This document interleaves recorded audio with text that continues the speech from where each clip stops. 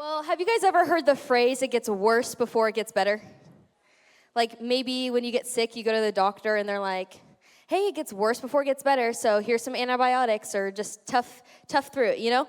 Or maybe you're studying for a test, or you're trying to learn all these things about, a lot of information about one thing, and you're like, oh my gosh, I'm stressing out, I can't remember any of this, and you're like, oh, it gets worse before it gets better, and then you start to get the hang of it, you know? Or like when you clean your room. Anyone loves spring cleaning? Like they love to deep clean the room? No one? I love it. Just a few of you in here. I wish I was you. That's not me. But you know when you clean your room and you're like, okay, we got to deep clean this. I'm going to pull everything out. So clothes are everywhere. Everything's all over your floor. And you're like, I just created a mess. Like it looks worse than when I started cleaning my room. It felt messy. It felt chaotic, out of control. But we forget that the goal of this wasn't the mess. It was to make room for where everything belongs and put everything back to where it was supposed to be. So what if I told you that Jesus does the same things with our lives? Sometimes before things get better, he'll flip things upside down to make room for him. So if I'm being honest, all of us probably want a life that is real, that is meaningful. We want to have a life full of purpose. We want to do things that actually matter in life. And we don't want to just go through the motions. We want to fill our lives full of these things that at the end of the day we'll be like, oh, wow, we did a good job. We were good people. We just did a good job. But the reality is that our lives are full. Our lives are full of so many things. Think about it. We have school, we have sports, we have relationships, we have social media, we have expectations, we have pressures, we have all these things. Our life is full of it. And there's something about filling our lives so much that just takes so much of our time and our energy and our attention. But in a world full of distractions and all of these things, it's kind of hard to know, what is a real meaningful life? What truly does it mean to live a life that is meaningful? And I think we think by filling our schedule with all these things and doing all these things, we're like, I'm going to accomplish what I was supposed to accomplish at the end of the day. But even with full lives, we can still feel empty. We can still feel empty. Maybe you're surrounded by a lot of people and you still feel alone. Maybe you're doing quite literally everything you could be doing. You have a job, you go to school, you play multiple sports, you have extracurriculars, you have a life, but you still feel like something's missing. Or maybe you look like you have it all together. You have a smile on your face, you're going through the motions, but deep down you still feel empty, you still feel a little rocky, like if one thing hit you, you might explode. Your life just feels a little bit off. But can I tell you tonight that having a full life isn't the same as having a fulfilled one? Having a full life isn't the same thing as being fulfilled. And I think the real problem is that our lives are full of things. They're not necessarily bad things, but our lives are full of things that were never meant to take God's place. So that's exactly where we're going to walk into this story tonight. So if you have your Bibles, raise them up in the air if you have your hard copy Bibles. Let's go. Everyone in the front row, come on. So we're going to turn to Mark 11. We're going to end up there tonight, Mark 11. And this is when Jesus is walking back into Jerusalem. And he is walking back with his disciples, and he decides to stop at the temple. So the temple is supposed to be this place that was sacred and holy to God, and a place where you could meet God, spend time with him, pray to him. It was a place that was meant to be like that. But instead, Jesus walked in and he realized that it was full of everything else. It was busy, it looked active, but something was off. So that's where we're going to pick up in verse 15 tonight in Mark 11. This is what it says. When they arrived back in Jerusalem, Jesus entered the temple and began to drive out the people buying and selling animals for sacrifices.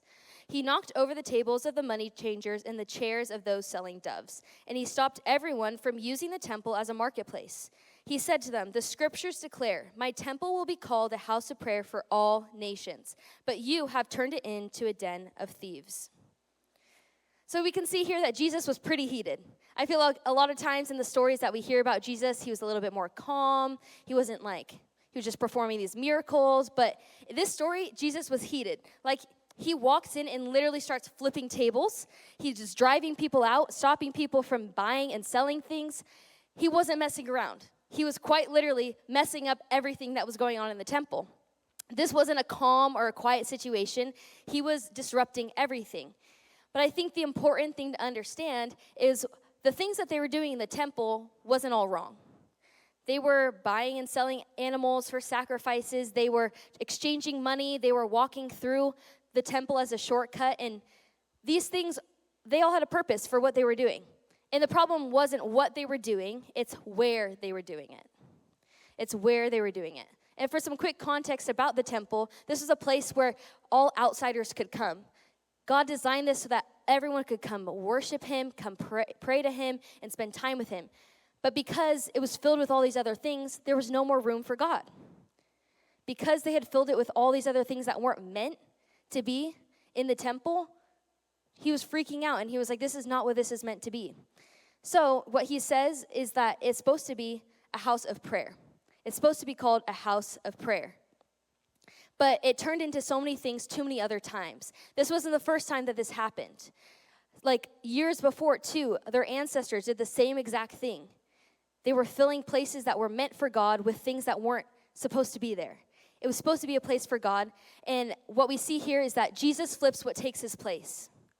So the reason why Jesus went in there, the reason why he was angry is because it wasn't meant to be a place for that stuff. So he flips what took his place. If we take a look at 1 Corinthians 6, verse 19 and 20, it says this: "Don't you realize that your body is the temple of the Holy Spirit who lives in you and was given to you by God? You do not belong to yourself, for God bought you with a high price. So you must honor God with your body." So what does this mean for us? This means that the temple now lives in us. It's no longer about a building. It's no longer about this temple. It's about you. The temple lives in you. The temple lives in me. The temple lives in all of us. So now knowing that, just like the temple, the physical temple, there can be a lot of things in our lives and that we could put in our lives and still not have room for God. So by recognizing that, we have to let Jesus confront what's out of place. Let Jesus confront what's out of place. So if Jesus walked into your life today, what would he find? What would he find? What's taken his place? I think we learn from the story that Jesus doesn't just ignore what's going on. He walks into the temple and realizes this is not what's supposed to be happening. So he addresses it. He observes it, and then he responds.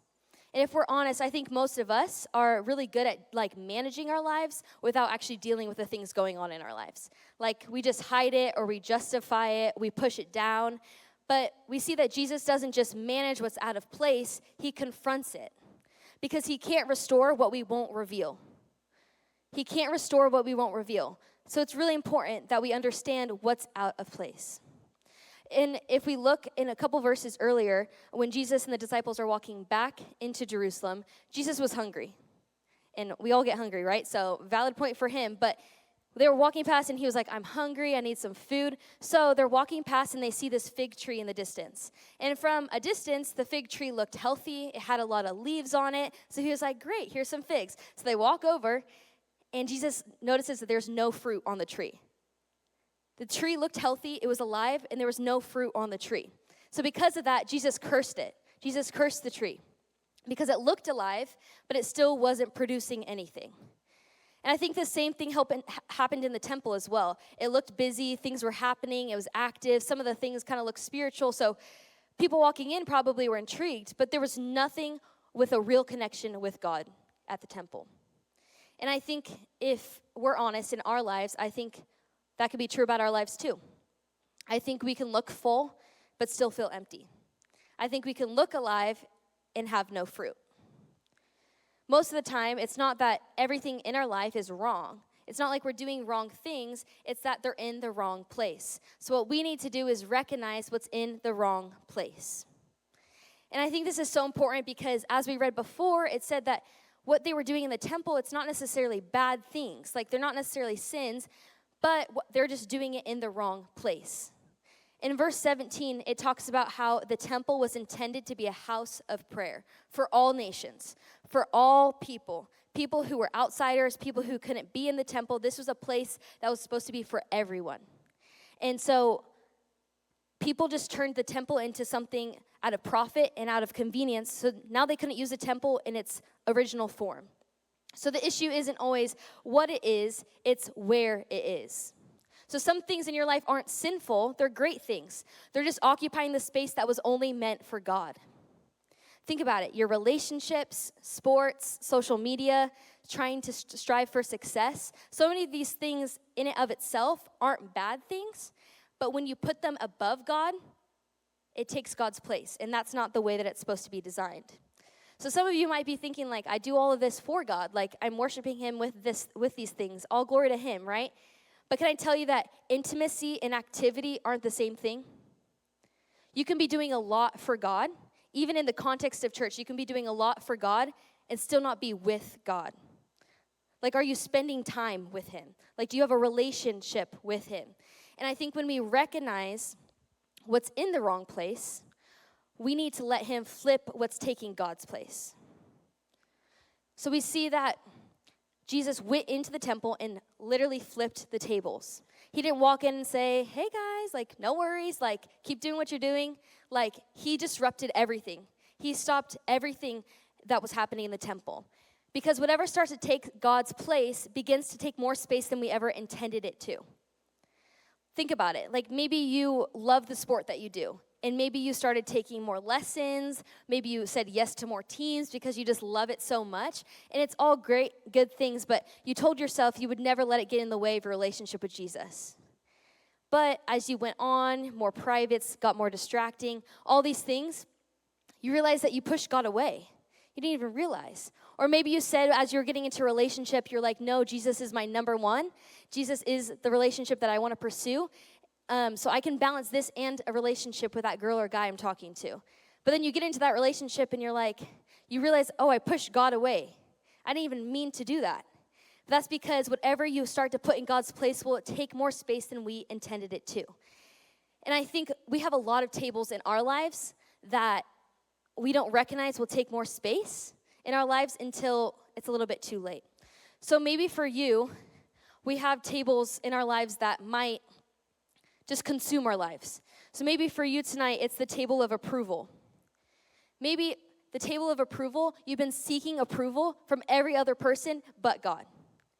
You've been seeking validation, approval from people. But the problem is if you live here at this table, you're going to forget that the only approval you need is from God. If we don't flip this table, you're never going to be secure in who you are because you're going to be so consumed with what other people think about you. So it's important that we flip this table because if we don't, we're never going to realize who we were actually made to be. So we need to flip the table of approval tonight so that we can be secure in who God says we are. Or maybe you might be sitting at the table of busyness. We love to fill our schedules. We love it.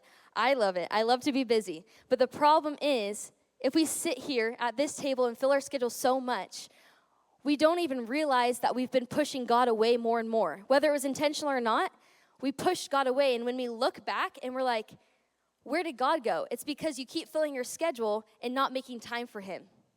So if we sit at this, we're never going to be able to experience the life that he is giving to us, that he wants to give to us in full, because we're so busy and too distracted to hear him. So we need to flip the table of busyness tonight and realize I need to make time for God. So you need to ask yourself, when's the last time that you just sat still to be with God? When's the last time you sat with God and spent time with him? Or maybe you're sitting at the table of control. You love control. You love your own plan. You love your own way, your own timeline. You love control. A lot of us do because we think that it's on our timeline. We think we can do it better. We think that everything that we do would be better than God. But that's prideful of us to say that because God already knows the rest of our plan for our life. So if you sit at the table of control, you're never going to fully be able to obey God. Because when you are so consumed by controlling your own life, you're never going to experience the fullness of the life he wants to give you. So we need to step to this table and flip it over because we can't live at the table of control any longer. And maybe for some of you, you like the table of comfort. The table of comfort. You love your comfort zone. It's really hard to say yes to things that are a little bit tricky or make you a little uncomfortable. So typically with the table of comfort, you like to just stay where you are. In your sweet spot, you don't really want to go off and try new things. But can I tell you that if you sit at this table, you're never going to be able to experience what he has for you. Following Jesus was never meant to be comfortable. It was meant to stretch you, to push you, to go tell other people about Jesus. Can I tell you the amount of times that God has asked me to do things and I've said no because I'm scared? Like, if you told me I would be up here talking to you tonight, I wouldn't believe you, because this is something that God was asking me to do and I wasn't obeying him. So when's the last time that you said yes to something that made you uncomfortable? Are you still holding on to something because you don't trust the plan that he has for your life? So we need to flip the table of comfort tonight to live in the fullness that he has for you so that we can fully obey God. Or maybe for you, it's the table of sin. We all sit at this table in some way.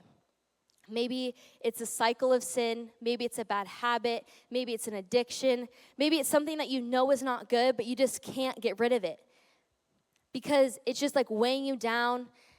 Chains are just getting heavier and heavier. But can I tell you, sin grows in the dark.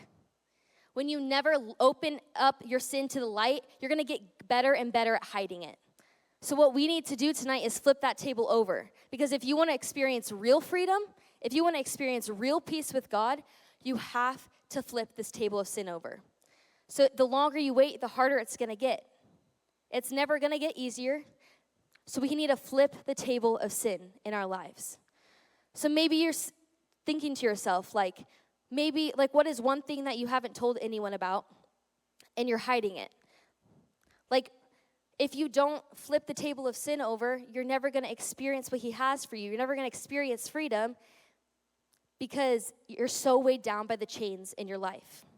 And can I tell you, if you never let Jesus flip the tables in your life, we will never experience the life that he has for us. We'll keep looking full but feeling empty. We'll keep performing but never actually being transformed. We'll keep running but still never feel peace. We'll keep trying to control everything and still feel anxious. We'll keep hiding and we'll never experience real freedom. It's just like the fig tree. The fig tree had leaves. It looked alive. It looked healthy. But it had no fruit. And I think for a lot of us, it's possible for you to look like that too. It's possible for you to look like you have it all together. You have your life all fine and dandy, but you realize that you're not alive. You have no fruit. You're living in sin. You're living in the dark. So if we don't flip these tables, we'll never fully experience the life that he has for us. And can I tell you, he's not stopping us from having that life. We're the ones stopping us from having that. We're preventing ourselves from having the life that he wants us to have because we're saying no to the things he's asking us to do, and we're saying yes to the things that are easy. And we're making no more room for him because we're filling our lives so much. So you can't fully experience the life if your life is full of all the wrong things. So whatever takes God's place will eventually take from you. So it's important to recognize what you need to flip in your life. So what has your attention? What has your focus? What do you run to first? Once you recognize what you need to flip, we have to make room for what belongs. I think the good news about this is that Jesus didn't just remove the things to leave it feeling empty. He removes it to restore. He removes it to restore. So when Jesus walked into the temple, he didn't flip those tables to destroy the temple. He loved the temple. That's why he flipped them. He wanted to try to put it back to where it was supposed to be, how it was supposed to be, a place of worship, a place of praise. God wanted it to be in its original form. The temple was meant for a place of worship, but there was no space for that anymore. And I think the same thing can happen in our lives. We can be so full of everything that there's no more room for God. And can I tell you, if you put anything above God, anything before God, you've got your priorities all wrong. You've got your priorities all wrong. Because what Jesus is asking us to do is to put him at the number one, put him at the center, so that everything else will follow and he will help us through those things. But if we put anything above God, we're never going to experience the life that he has for us. You see, Jesus is inviting us to flip those tables to make room for him so that he can dwell in our temple. So maybe you might be thinking like Jesus is stirring something up in your heart. Maybe you realizing that your life is feeling a little bit messy. Maybe you realize that your priorities are all wrong. Can I tell you that the things you're doing might not be wrong? They're just taking too much space in your life. Maybe you need a priority check. Maybe you need to put God first. Maybe you need to put him at the center of your life. Because Jesus isn't trying to take something from you. He's trying to give you something back. Something that you never knew you lost. Real connection, real peace, real purpose, real joy. The kind of life we were created to live. But you see, that only happens when you make room for him. That only happens when you flip the tables and put him at the number one spot in your life. So if we don't let Jesus flip those tables, we'll spend our whole life chasing something real, but never actually finding it. Because we can have everything filling our lives and still miss the life that we were created for. So what do we want to do? If you want to live a life full of God and the purpose that he has for your life, you need to let him flip what doesn't belong. Not later, not down the road when you think it's going to get easier. You need to let him flip it now. Experience that freedom now. So what tables in your life do you need to flip tonight? You see, Jesus isn't flipping the tables in your life because he's trying to push you away. He wants you to come back to him. He wants to make an easier way to get back to him. The truth is, we couldn't fix it on our own. We can try. We can try to flip it. But we couldn't just clean up what's out of place. We couldn't make ourselves right before God. Can I tell you that Jesus didn't come to just confront your sin? He came to carry it for you. He came on this earth. He lived a life that we couldn't live, perfect, sinless. He came here and then went to the cross. He went to the cross and separated us, took our sin and took everything that separated us from God, our sin, our shame, our brokenness. He took all of it and paid for it in full so that we could be forgiven, so that we could live the life that he created for us to live, to be made new. So when you flip the tables in your life, God's not asking you to earn anything. He's not asking you to fix everything about your life. He's asking you to give it over to him, to say yes to him, put him at the center of your life so that you can walk in freedom with him. So we need to flip what doesn't belong. Not when it gets easier, because can I tell you, it does not get any easier.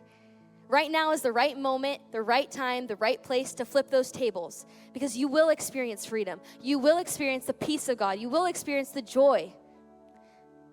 And I think deep down you already know what your table is. You probably have multiple. You probably know what's out of place. You already know what's taking so much space that was meant for God. So stop protecting what Jesus is trying to remove from your life.